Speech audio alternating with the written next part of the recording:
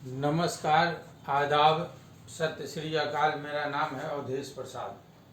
आज मैं चरित्र निर्माण से राष्ट्र निर्माण पर एक गंभीर विषय पर बात कर रहा हूँ।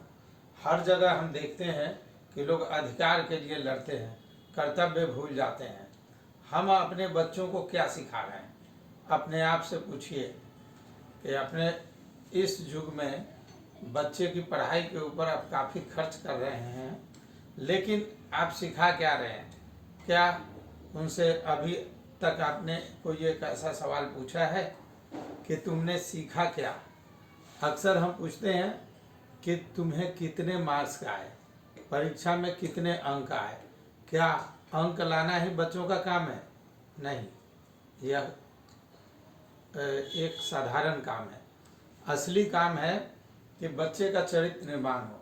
यदि देश में एक एक बच्चा चरित्रवान हो तो देश बहुत उन्नति करेगा।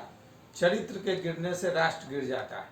सोचिए, कभी कभी इधर उधर की घटनाएं आती है अखबार में कि कोई हाथ देखने वाला, भाग्य बताने वाला बाबा है और वह अनाप शनाप काम कर रहा है जिससे देश की प्रतिष्ठा गिर रही है। तो ज़रा ध्यान से सोचिए कि यदि बचपन में ही उसे चरित्र के विषय में अच्छा से समझाया जाता, उसके कर्तव्य बताए जाते, तो पैसा कमाने के लिए या अपना चरित्र गिरा करके देश के लोगों को परेशान करने के लिए पुलिस फोर्स उनके पीछे लगी है। अब सारा कोर्ट कचहरी सब लगा है। तो देखिए कि हम एक एक नागरिक को अच्छा बनाएं और यह हमारा कर्तव्य है। ऐसा नहीं कि हम सिंपल जो है, बच्चा हमारा पैसा कमा रहा है, हम खाना खा रहे हैं, सो रहे हैं आराम से, एक दिन अखबार में निकलता है कि बच्चे ने कुछ उठपटांग कर दी। हमें देखना है बच्चा क्या सीख रहा है, बच्चे की शिक्षा कैसी होनी चाहिए। तो आपका कर्तव्य क्या है? हर माँ बाप को यह वीडियो देखना चाहिए। यदि आपको पसंद आता है तो like, share, subscribe and comment अवश्य कीजिए। और जिन बातों को मैं कह रहा हूँ उन पर ध्यान दीजिए कि हर व्यक्ति का कर्तव्य है कि राष्ट्र में जितने भी इंसान हैं, जितने भी व्यक्ति हैं, वो अच्छे बने, चरित्रवान बने, शक्तिशाली बने, संपन्न बने, लेकिन कोई गलत काम करके नहीं, गलत तरीके नहीं अपना करके। तो अब बच्चों की शिक्षा होनी चाहिए, ये सबसे ज़रूरी चीज़ है। और शिक्षा में कैसी शिक्षा? विज्ञान की शिक्षा, तकनीक की शिक्षा, और बच्चों में वैज्ञानिक सोच हो। ऐसी सोच नहीं कि जिससे पाखंड की वृद्धि हो रही हो। कई बार देखने में आता है कि जब परीक्षा का समय आता है तो बच्चे चंदन टीका ये सब करने लग जाते हैं, बाकी टाइम कुछ नहीं। उसी समय उनको भगवान की पूजा की, मंदिर की, खुदा की, सबकी याद आती है। तो ये कोई तरीका नहीं है। तरीका ये है कि आपको आपकी सोच होनी चाहिए पूरी तरह वैज्ञानिक। परीक्षा में नंबर लाने के लिए हम तरह तरह के जो हथकंडे अपनाने लगते हैं वह गलत है। होना चाहिए कि विज्ञान की शिक्षा हो, तकनीक की शिक्षा हो, और हमारी सोच वैज्ञानिक हो। हमारी सोच अंधविश्वासी नहीं हो। हम किसी बात को सोचे, समझे, परखे तब माने।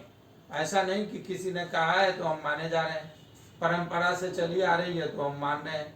अरे उसमें कुछ कमी हो सकती है, हम क्यों मानेंगे? जो बात सही हो वही माने। और आत्मनिर्भरता, ऐसा नहीं कि जो चीज़ हम बना सकते हैं, घर में कर सकते हैं। अब बच्चे को कोई काम मिलता है, कोई प्रोजेक्ट मिलता है, हम कह देते हैं जाओ दुकान से, बाजार से, दुकानदार से कह के खरीद लाओ, वहीं से बनवा लो, उसी को बता दो कि ये प्रोजेक्ट करना है। तो दुकानदार प्रोजेक्ट करता है, बच्चे स्कूल में ला देते हैं। ये काम नहीं होना चाहिए। होना चाहिए कि बच्चा आत्मनिर्भर बने, अपना काम खुद करे। अब स्कूल में बच्चा पढ़ता है, घर में उसको ट्यूशन लगा देते हैं, और ट्यूशन वाले क्या करते हैं? उसका होमवर्क करा देते हैं। न बच्चे को कुछ सोचना है, न समझना है, न मेहनत करना है। तो ऐसे बच्चे भविष्य में कुछ नहीं कर सकते। आपको ये देखना है कि बच्चा आत्मनिर्भर बने, और आप भी आत्मनिर्भर बनिए, दूसरे पर निर्भर नहीं। और धर्म आपका क्या होना चाहिए? मानवता, भेदभाव वाला नहीं। एक मानव दूसरे मानव सब आपस में समान है। सत्य, अहिंसा, प्रेम, दया, सहिष्णुता, ये सब बच्चों में आनी चाहिए। और कोशिश ये होनी चाहिए कि हर व्यक्ति शिक्षित बने, और शिक्षित बनने के साथ सभ्य बने।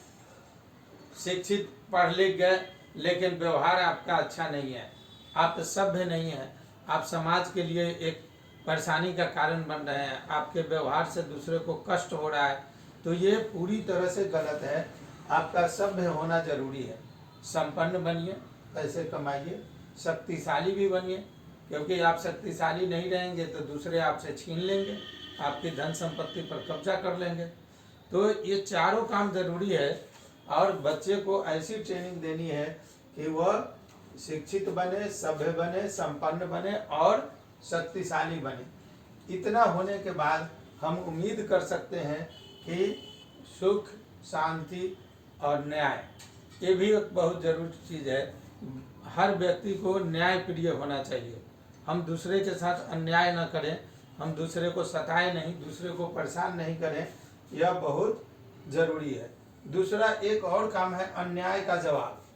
अन्याय को नहीं सहना चाहिए। अन्याय को सहने से अन्याय करने वाले का मन बढ़ जाता है।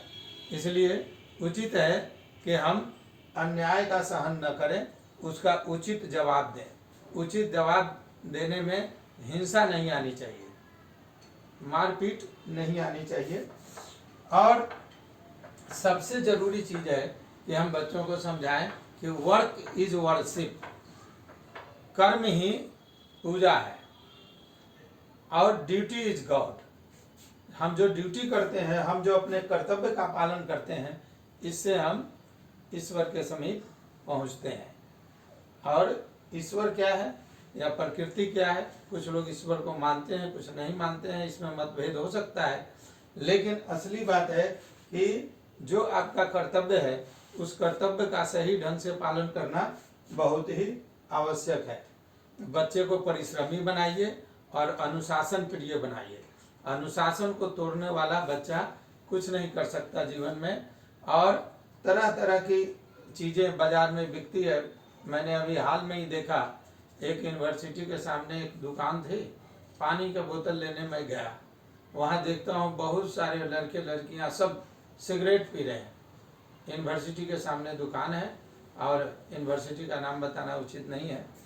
सिगरेट पी रहे हैं अधिकांश बच्चे, 2-4 को छोड़ करके। अब ये सब जो चलन चल रहा है, कोई सिगरेट पी रहा है, कोई शराब पी रहा है, तो इससे दुनिया तरक्की नहीं करेगी। यह बहुत ही गलत है और इन सब चीज़ों से बच्चे को बचाना है। बच्चों के अंदर सत्य, अहिंसा, प्रेम, दया और सहिष्णुता, ये गुण आना बहुत जरूरी है, तभी देश का कल्याण हो सकता है। एक एक व्यक्ति अपनी सीमा में रहे, नियम को माने, कानून को माने और अपनी उन्नति के लिए प्रयास करे, इसी से देश की उन्नति हो सकती है। धन्यवाद।